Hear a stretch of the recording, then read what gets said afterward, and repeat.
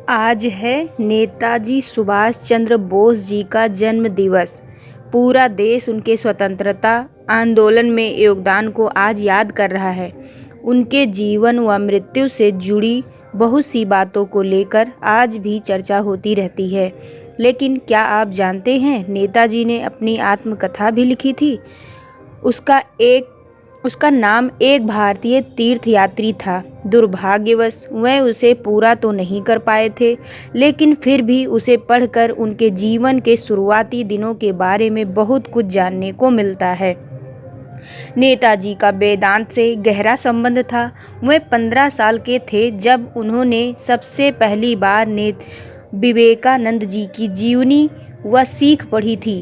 उसके बाद से ही उनका रुझान वेदांत की ओर और बढ़ने लगा। अधिक गहराई पाने के लिए उन्होंने श्री रामकृष्ण को भी पढ़ा और फिर अंततः उन्होंने उपनिषदों को भी पढ़ना शुरू किया।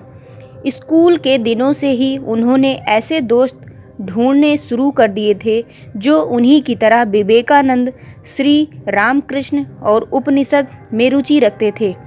अंग्रेजों के खिलाफ उनके संघर्ष की तो सब बात करते हैं, लेकिन उनके अध्यात्म की ओर बढ़ते कदम देख जब उनके स्वजनों ने भी उनका विरोध किया तो उन्होंने वहाँ भी संघर्ष किया।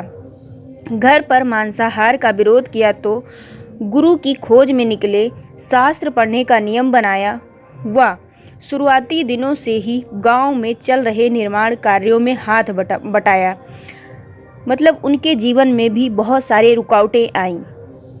उनके द्वारा अपने बड़े भाई व माता जी को लिखे पत्रों से साफ झलकता है कि वो वेदांत की सीख ही थी जिसने युवा सुभाष चंद्र बोस के भीतर आज़ादी की लौ जलाई थी। और वेदांत से ही उन्हें वो साहस मिला जिसके बाद उन्होंने उस समय की सबसे प्रतिष्ठित सरकारी नौकरी IAS में चौथा स्थान प्राप्त करने के बावजूद भी उसे त्याग दिया। वे कहते थे, मैंने अपने शुरुआती जीवन में ही संकल्प लिया था कि मैं किसी घिसे पिटे रास्ते पर नहीं चलूँगा। वेदांत के करीब आने के बाद मुझे जीवन का लक्ष्य साफ हो चुका था। अपनी मुक्ति, मानवता का उद्धार और देश की सेवा। नेताजी के साहस को नमन, वेदांत की जीवनदायी सीख को नमन। इस युग की यही विडंबना है।